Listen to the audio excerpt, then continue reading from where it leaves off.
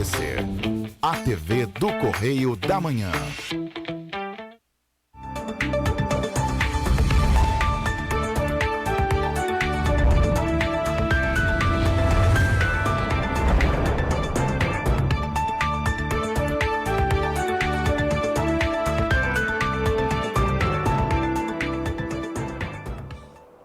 Olá, está no ar mais uma edição do programa original. Hoje é segunda-feira, dia 9 de janeiro. Vamos que vamos, porque a gente já vai começar o programa de uma maneira bem séria, porque a situação foi tensa ontem lá em Brasília e nós vamos falar sobre isso, porque apesar de ser um assunto nacional, é de interesse também regional, de interesse de todos, porque Brasília está sob tensão, intervenção federal na segurança pública. Pelo menos 170 pessoas foram presas ontem, domingo, dia 8, acusadas de participarem dos atos de depredação do Palácio do Planalto, do Congresso e do STF. Vamos conferir na reportagem do colega jornalista lá de Brasília, Marquesan Araújo. Manifestantes invadiram na tarde deste domingo os prédios do Palácio do Planalto, do Congresso Nacional e do Supremo Tribunal Federal. Diante da situação caótica, o governador Ibanez Rocha exonerou o secretário de Segurança Pública do DF, Anderson Torres, e a Advocacia Geral da União solicitou a prisão do ex-secretário. O governador do DF, em depoimento gravado, pediu desculpas por não ter percebido o risco representado pelos manifestantes, embora estivessem acompanhando o movimento dos militantes em direção a Brasília. Governadores e várias autoridades, entidades públicas, além de líderes de governo de outros países, condenaram as depredações na capital brasileira. Em pronunciamento, o presidente Lula decretou intervenção federal no DF até o dia 31 de janeiro. Lula anunciou que o novo governo vai identificar e prender todos aqueles que participaram dos atos que chamou de barbárie. Decreto a intervenção federal no Distrito Federal. O objetivo da intervenção é pôr termo a grave comprometimento da ordem pública do Estado no Distrito Federal, marcada por atos de violência e invasão de prédios públicos. O presidente Lula também nomeou como interventor de segurança no DF o secretário executivo do Ministério da Justiça, Ricardo Capelli. Além de jornalista, ele é especialista em administração pública pela Fundação Getúlio Vargas. Capelli é ligado politicamente ao ministro da Justiça e ex-governador do Maranhão, Flávio Dino. Até o final das manifestações, mais de 170 pessoas foram presas e levadas em 4 ônibus para o Departamento de Polícia Especializada da Polícia Civil do DF. Os militantes furaram o bloqueio e invadiram os edifícios da Praça dos Três Poderes. Há vários registros de depredação, com móveis arrastados e quebrados, vidraçarias trincadas e, em alguns pontos, focos de incêndio. Em vídeo divulgado nas redes sociais, Ibanez Rocha pediu desculpas ao presidente Lula, ministros do Supremo e aos presidentes das duas casas do Congresso Nacional. E o presidente da República, Luiz Inácio Lula da Silva, do PT, decretou neste domingo intervenção federal na área de segurança pública do Distrito Federal para manter a ordem pública. O decreto foi anunciado após a invasão de manifestantes aos prédios do Congresso Nacional, Palácio do Planalto e Supremo Tribunal Federal. Nós vamos conferir agora a fala do presidente. Não tem precedente na história do nosso país. Não existe precedente o que essa gente fez e por isso essa gente terá que ser punida. E nós, inclusive, vamos descobrir quem são os financiadores desses vândalos que foram a Brasília. Nós vamos descobrir os financiadores e todos eles pagarão com a força da lei esse gesto de irresponsabilidade, esse gesto antidemocrático e esse gesto de vândalos e de fascistas. Eu vou ler para vocês o decreto que eu vou assinar agora. O presidente da República, no uso da atribuição que lhe confere o artigo 84, inciso 10, e no artigo 34, inciso 3º da Constituição, decreta. Artigo 1º. Fica decretada intervenção federal no Distrito Federal até dia 31 de janeiro de 2023. E o presidente Luiz Inácio Lula da Silva deve se reunir na noite desta segunda-feira com governadores. Parte deles deve participar de forma remota, via online. Bem, e ainda sobre esse assunto, mas agora nós vamos falar da posição do governador do estado do Rio de Janeiro, Cláudio Castro. Cláudio Castro reuniu secretários de Estado para monitorar e evitar ataques ao patrimônio público. Ele determinou que as inteligências das polícias trabalhem conjuntamente para garantir a segurança de toda a população. Então, o governador Cláudio Castro, como vocês podem acompanhar aí nas imagens, se reuniu com secretários de Estado nesta segunda-feira pela manhã no Centro Integrado de Comando e Controle e determinou às forças de segurança que continuem o intenso monitoramento para impedir qualquer ação contra o patrimônio público e privado do Estado do Rio de Janeiro. Vamos ouvir o governador. Já há uns 2 dias, a gente está nesse trabalho de monitoramento, sobretudo na questão da Reduc. No último sábado, recebi uma ligação do ministro Flávio Dino, muito preocupado. Imediatamente acionei o coronel Henrique, que me garantiu que estava tudo sem alteração, tudo tranquilo. Nossa inteligência monitorou muito bem todas as possibilidades. Então, acho que a gente tem que acompanhar mais um pouco daqui. Daqui a pouco, às 10 horas, eu e o Thiago estamos indo para o Palácio Guanabara para receber os chefes de poder todo. Então, eu queria que todos estivessem muito mobilizados, que a gente possa acompanhar, tentar garantir o máximo de calma, impedir fechamento de vias públicas e não deixar se transformar num campo de batalha, que é o que não interessa a ninguém. Reitero o nosso compromisso com a sociedade de sermos muito enérgicos. Então, aqui no Rio, de verdade, a gente não quer bagunça. Bem, essa reunião aconteceu nas primeiras horas no Centro Integrado de Comando e Controle, que recebe imagens de câmeras em pontos estratégicos do Rio de Janeiro e em tempo real. Bem, sobre esta situação toda que ocorreu ontem em Brasília, nós vamos fazer uma pequena atualização, porque, na verdade, cada hora tem novidade. Pelo menos 1.200 pessoas foram detidas pela Polícia Federal em frente ao quartel-general do Exército em Brasília. Estas pessoas foram levadas para a sede da Polícia Federal em pelo menos 40 ônibus. E por conta do afastamento do governador de Brasília, Ibanez Rocha, a vice-governadora Celina Leão, do PP, assume hoje, segunda-feira, dia 9, o governo do Distrito Federal após o ministro do Supremo Tribunal Federal, Alexandre de Moraes, determinar o afastamento de Ibanez Rocha do cargo por, inicialmente, 90 dias. Celina tem 45 anos, é natural de Goiânia, em Goiás. Bem, nós vamos continuar ainda neste assunto e falar sobre alguns órgãos, entidades que repudiam essa situação. Bem, os presidentes dos 6 tribunais regionais federais divulgaram nota conjunta de repúdio aos atos de violência e às invasões cometidas ontem por manifestantes em Brasília. Os desembargadores afirmam estar confiantes de que os responsáveis pelas depredações serão objeto de rápida investigação e adequada repreensão. As magistradas e magistrados federais reiteram seu dever de, no exercício da jurisdição, combate ao crime e às ameaças à preservação da democracia, objeto de compromisso constitucional com o povo brasileiro.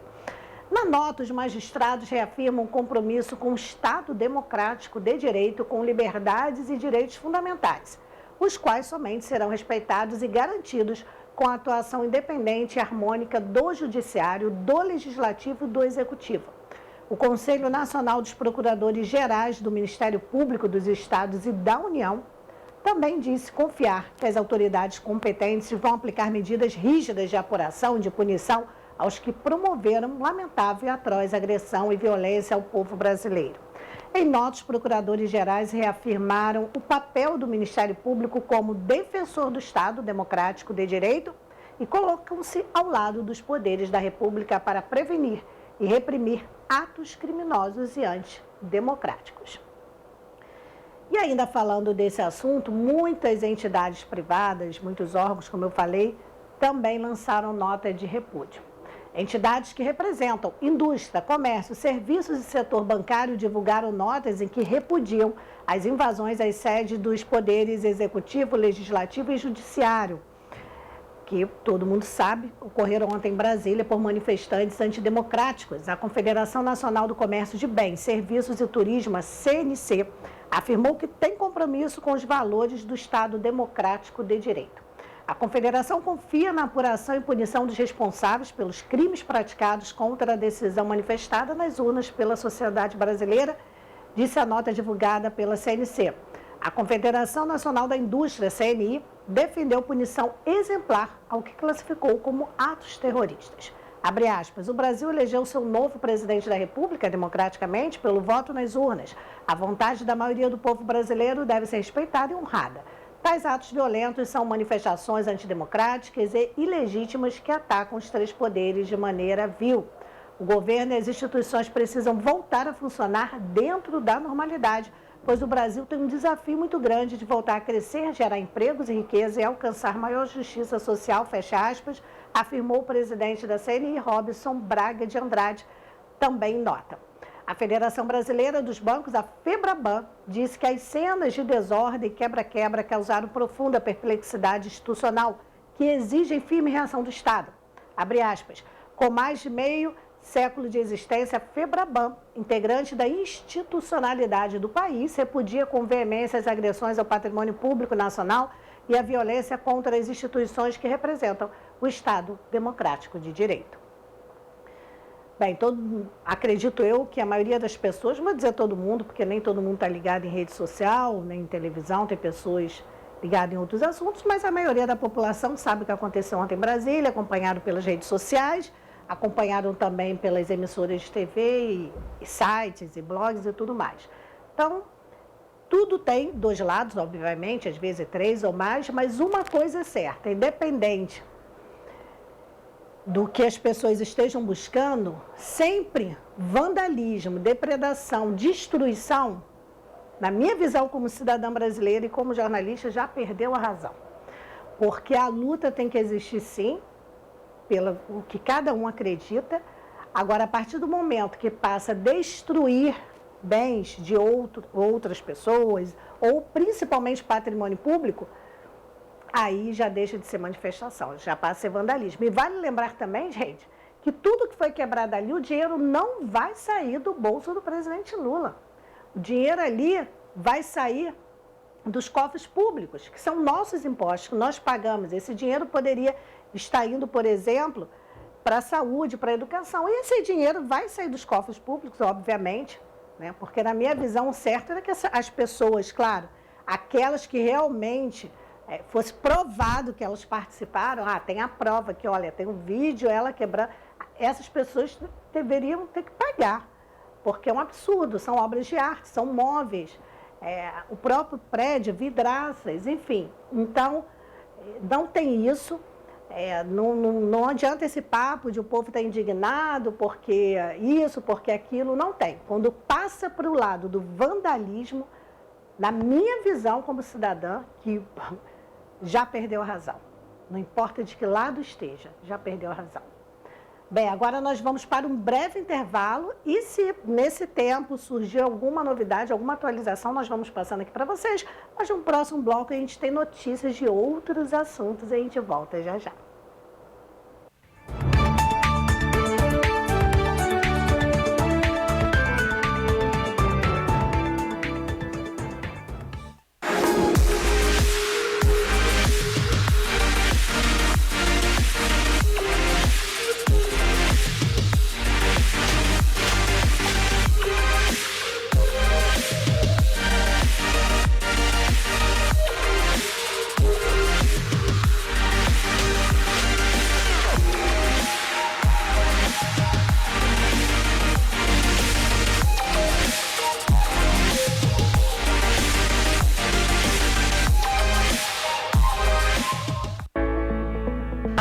Pedro II, que você já conhece e confia, agora está com uma loja mais ampla para você.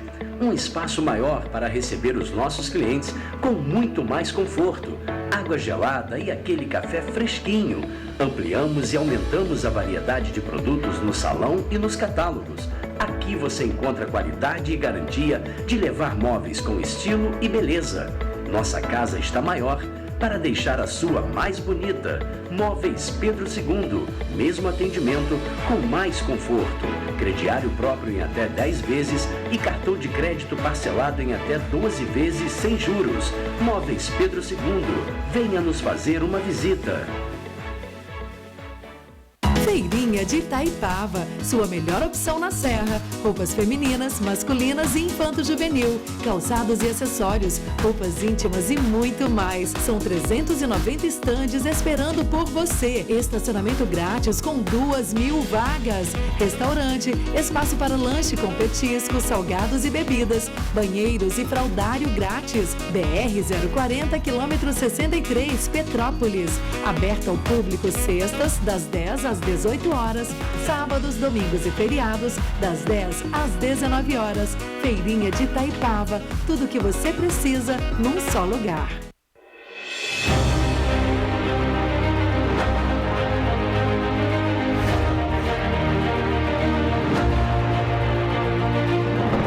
Não é jornalismo de direita, é jornalismo direito. Correio Petropolitano. Tudo que seu jornal não deveria ter deixado de ser. Todos os dias, em uma banca perto de você.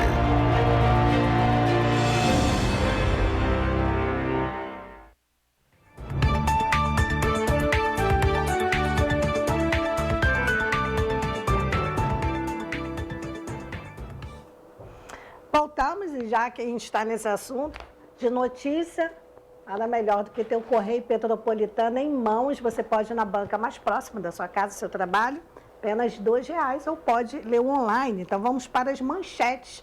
A principal manchete aqui, ó, Freixo empenhado na indicação do superintendente da Polícia Federal do Rio, é a principal manchete, mas tem muitas outras manchetes.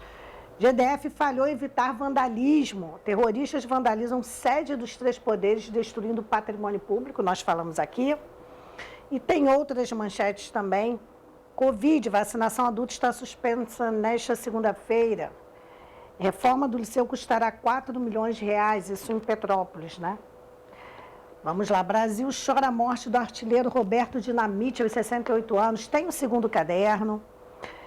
Tem também BNDES, investirá R$3,5 bilhões em projetos de energia renovável.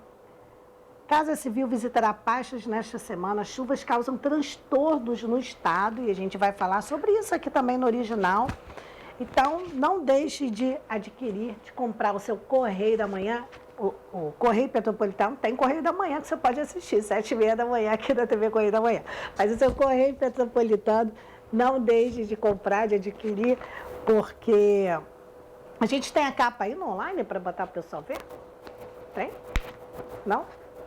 Tem? Bota a capa aí rapidinho, o pessoal dá uma olhada, porque quem não quiser comprar, apesar do papel ser bom, tem um cheirinho bom, não suja as mãos, mas tem o online aí também, né? Quem quiser ler online, são as mesmas notícias, vale muito a pena. E é isso aí, fique ligadinho, porque o Correio Petropolitano te deixa muito bem informado. É isso aí, muito obrigada. Bem, agora vamos falar de chuvas, né? O governo do estado do Rio de Janeiro está mobilizado para atender os municípios mais afetados pelas chuvas dos últimos dias, principalmente no norte e noroeste fluminense. As secretarias de Estado de Defesa Civil, de Desenvolvimento Social e Direitos Humanos e o Corpo de Bombeiros Militar do estado do Rio de Janeiro estão na região para prestar assistência aos moradores e verificar as demandas da população. Os municípios de Santo Antônio de Pádua, Aperibé, Cambuci, Laje do Mureaé, Italva e Itaperuna registraram transbordo dos rios Paraíba do Sul e Itabapuana, e o governo do estado aí atuando. A gente vai mudar de assunto e falar de um tema que agora sim interessa todo mundo. Interessa quem ganha salário mínimo, a quem ganha mais e até quem é autônomo, enfim, porque quando se mexe no piso do salário mínimo, mexe tudo. Então preste atenção, você também, que é pensionista, que é aposentado, olha, a medida provisória que reajusta o salário mínimo para R$ 1.320 ainda não foi publicada e provoca uma tensão no governo. O valor vigente de R$ 1.302 foi fixado por medida provisória em dezembro do ano passado pelo então presidente Jair Bolsonaro.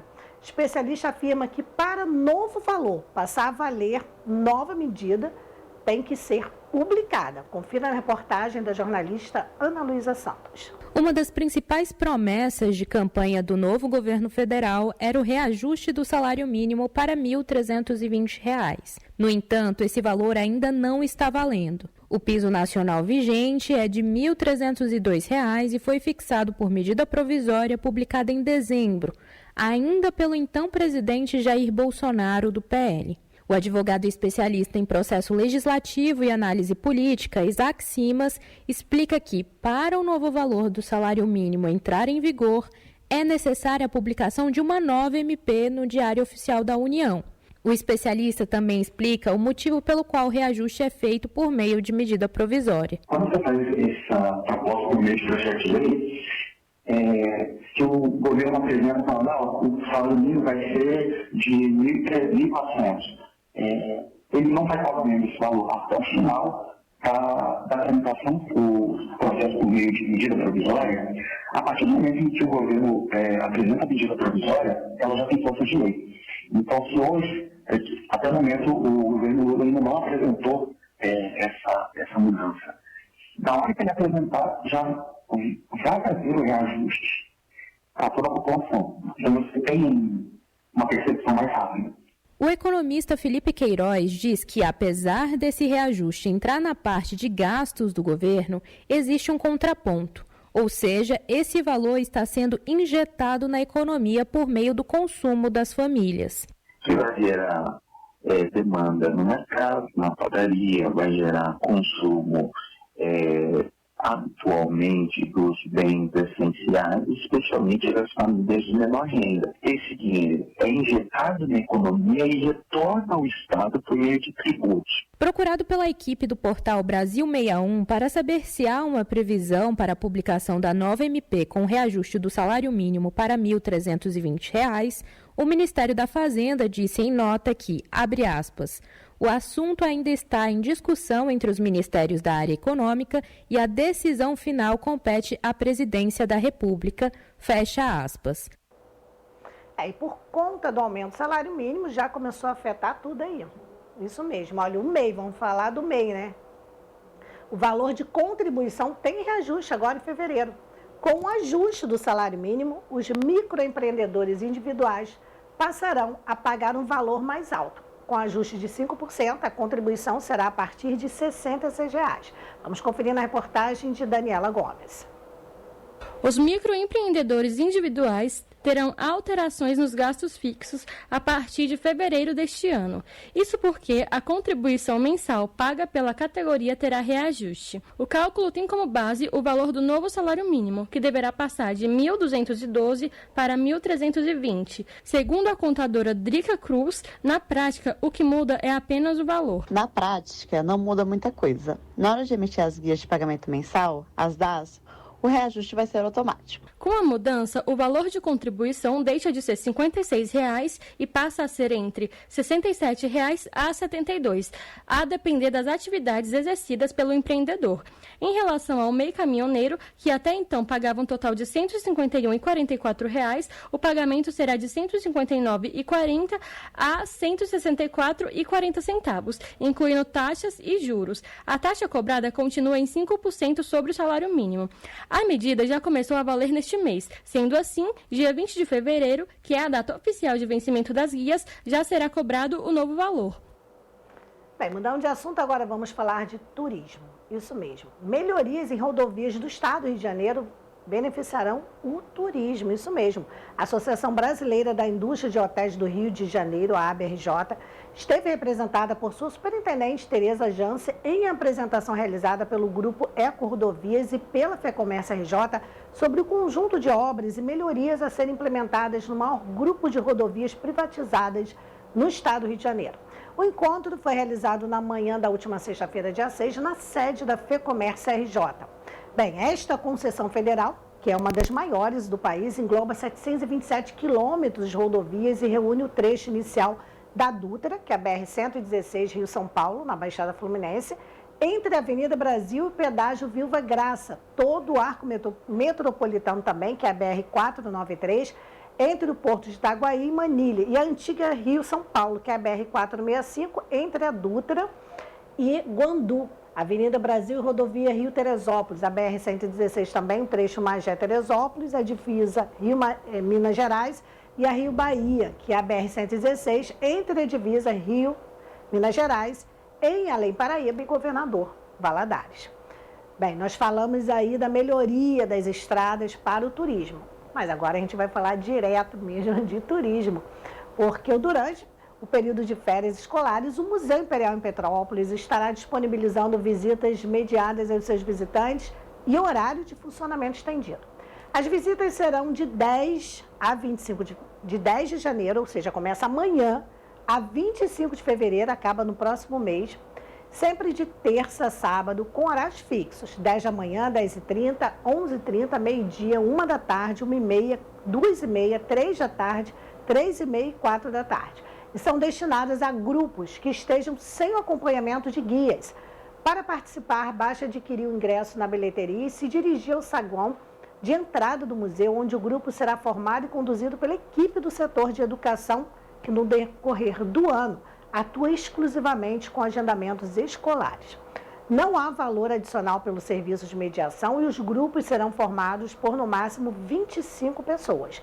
O objetivo da visitação mediada é colaborar com o processo de interpretação dos objetos e de espaços do museu realizado pelo público, instigando a compreender os aspectos sociopolíticos, econômicos, históricos e tecnológicos da sociedade brasileira no século XIX e a compará-los com a realidade contemporânea. Bem, neste período, o funcionamento do Museu Imperial vai permanecer de terça a domingo, mas os horários para a visitação serão ampliados de terça a sábado durante todo o mês de janeiro até o dia 31.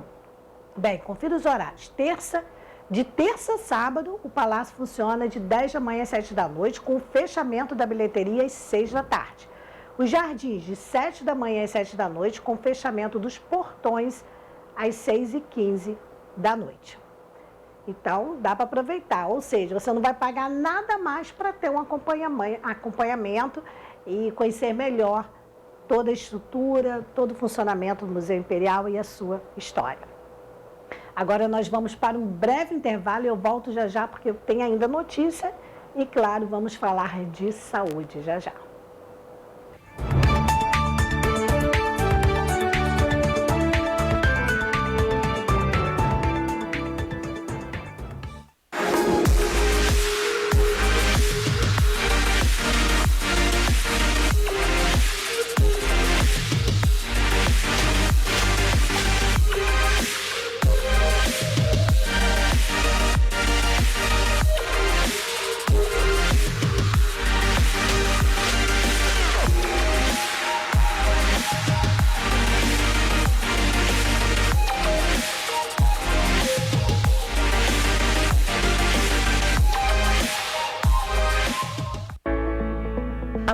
Pedro II, que você já conhece e confia, agora está com uma loja mais ampla para você. Um espaço maior para receber os nossos clientes com muito mais conforto, água gelada e aquele café fresquinho.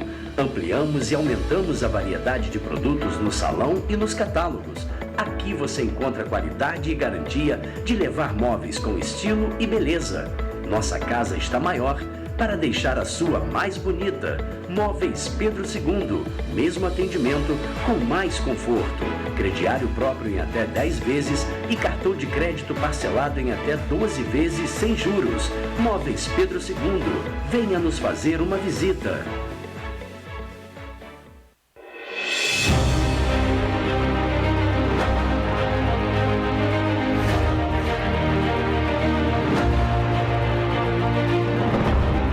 Jornalismo de direita.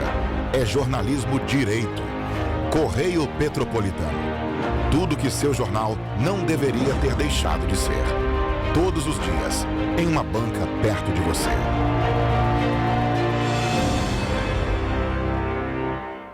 Feirinha de Itaipava, sua melhor opção na Serra. Roupas femininas, masculinas e infanto-juvenil, calçados e acessórios, roupas íntimas e muito mais. São 390 estandes esperando por você. Estacionamento grátis com 2.000 vagas. Restaurante, espaço para lanche com petiscos, salgados e bebidas, banheiros e fraldário grátis. BR 040, quilômetro 63, Petrópolis. Aberto ao público sextas, das 10 às 18 horas, sábados, domingos e feriados, das 10 às 19 horas. Feirinha de Itaipava, tudo o que você precisa num só lugar.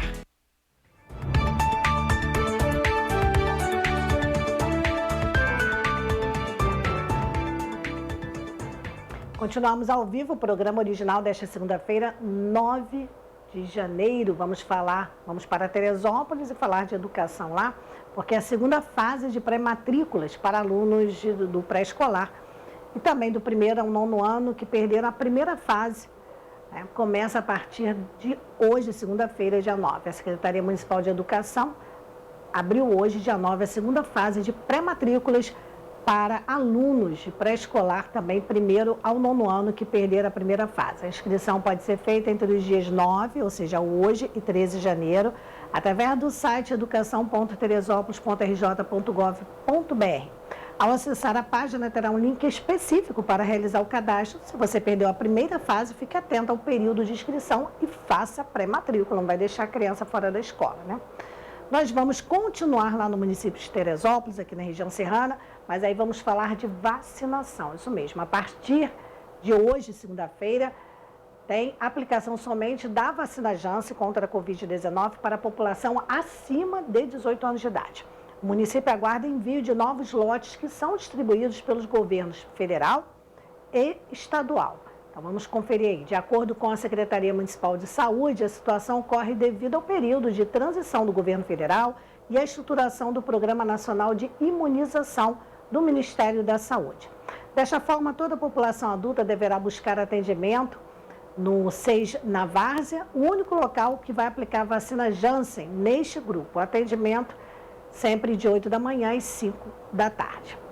Vamos continuar falando de vacinação, mas, na verdade, a gente vai falar aí de uma nova cepa do coronavírus. Isso mesmo. O Brasil registra o primeiro caso da variante XBB 1.5 do coronavírus. Especialistas alertam para a importância da vacinação no combate à nova cepa. Vamos conferir na reportagem de Daniela Gomes.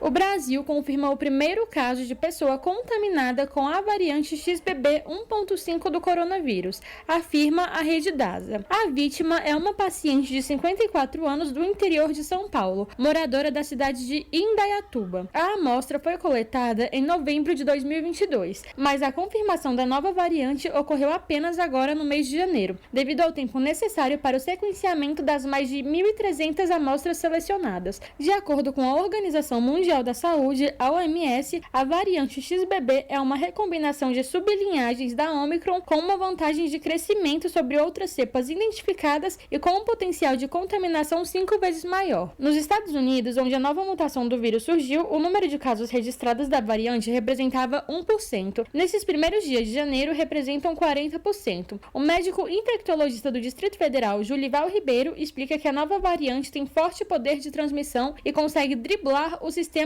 imunológico, fazendo com que as vacinas percam força e piorando alguns quadros. Daí a importância de completar o ciclo vacinal, além de usar máscaras e lavar a mão constantemente. O importante é salientar para a sociedade que a pandemia não acabou, tem várias subvariantes circulando no mundo, inclusive um dos exemplos é agora que tem milhares de casos ocorrendo com outras 2 subvariantes na China. E temos que nos cuidar. De que maneira? Primeiro, todas as pessoas devem ser vacinadas contra a Covid-19 e aquelas que não receberam a dose de reforço devem fazer. Daí a importância de se vacinar o ciclo completo, justamente para se prevenir casos graves, hospitalizações e mortes. É sério, né? A gente fica tenso, porque quando a gente acha que as coisas estão melhorando, essa pandemia está indo embora, aparece a nova variante. Pelo jeito, nós não vamos ficar livre disso. A gente vai só ter que ir se adaptando. Vamos continuar falando de saúde, mas agora saúde infantil.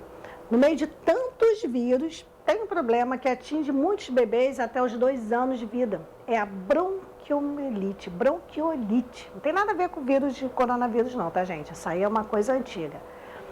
Quem explica sintomas, causa e como tratar a bronquiolite é o pediatra, o doutor Júlio Filho. Vamos acompanhar um vídeo curtinho, mas muito relevante. Por quê? Com tantos vírus por aí, a pessoa, é uma virose, é isso, é aquilo. E às vezes não é nada disso, é bronquiolite e tem tratamento específico. Vamos acompanhar. A bronquiolite é uma inflamação dos bronquíolos dos pulmões e, na maioria das vezes, é causada por um vírus chamado vírus sincicial respiratório. Mas também pode ser causada por outros vírus, como metapneumovírus, rinovírus, influenza, parainfluenza, dentre outros. A bronquiolite geralmente ocorre em crianças de até 2 anos de vida e é a causa mais comum de internação hospitalar em bebês pequenos. Além disso, é muito mais comum do que as pessoas imaginam. Estima-se que cerca de 36% das crianças vão ter algum episódio de bronquiolite até os 2 anos de vida. Ou seja, 1 em cada 3 crianças vão ter bronquiolite até os 2 anos de vida. Quais são os sintomas que você, pai ou você, mãe, tem que ficar atentos para suspeitar que o seu filho possa estar com bronquiolite? Os sintomas se parecem muito com de um resfriado comum, como tosse, coriza, nariz entupido, febre, irritabilidade em bebês pequenos e recusa alimentar. O diagnóstico é feito através do exame físico do pediatra, através da ausculta pulmonar, e a princípio não há necessidade de outros exames complementares. Tem alguns sintomas que eu quero chamar a atenção e que pode indicar que o caso é grave. Na medicina chamamos isso de sinais de alerta. São eles: dificuldade para respirar. Você percebe que seu filho tem que fazer força para respirar.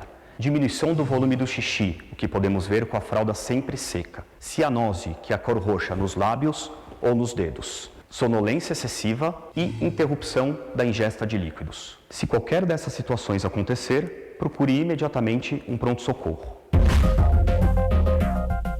Além disso, tem outros 2 aspectos que eu quero ressaltar. O primeiro, quais seriam os pacientes com maior risco de gravidade quando estão com bronquiolite e que devemos prestar mais atenção com relação a esses sinais de alerta que citei anteriormente. Bebê prematuro, crianças com menos de 1 ano de vida, crianças com contato com fumaça de cigarro, crianças com doenças neurológicas, doenças do coração, doenças do pulmão crônicas ou crianças com alteração da imunidade. O segundo, o que vocês pais podem fazer para diminuir os riscos de seus filhos terem bronquiolite? Todos da família devem lavar as mãos com água e sabão ou usar álcool gel. Evitar contato com a fumaça de cigarro, evitar aglomerados, evitar contato com pessoas doentes e vacinar seus filhos para a gripe nas crianças acima de 6 meses de vida.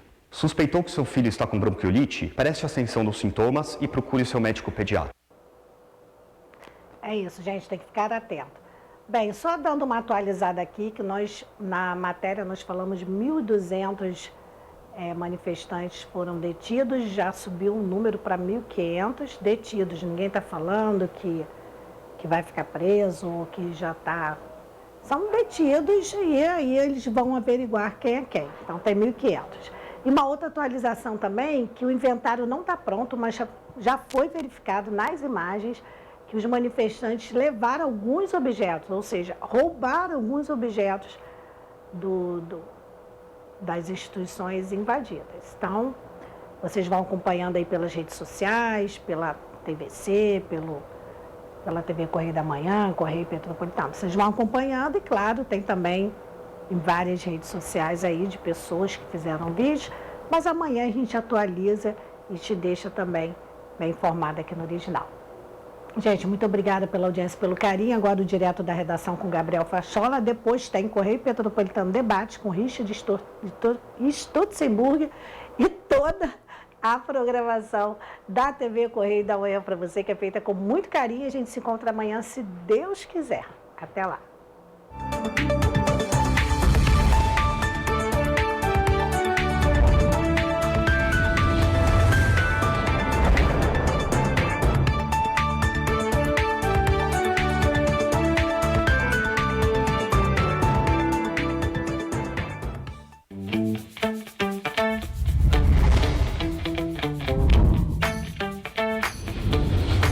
TVC, a TV do Correio da Manhã.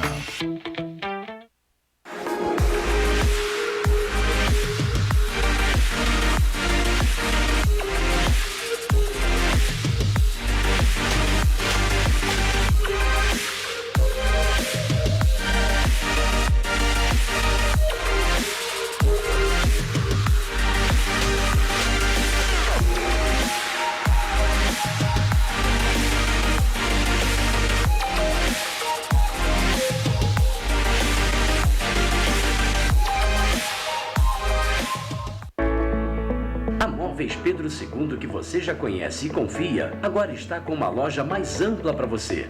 Um espaço maior para receber os nossos clientes com muito mais conforto. Água gelada e aquele café fresquinho. Ampliamos e aumentamos a variedade de produtos no salão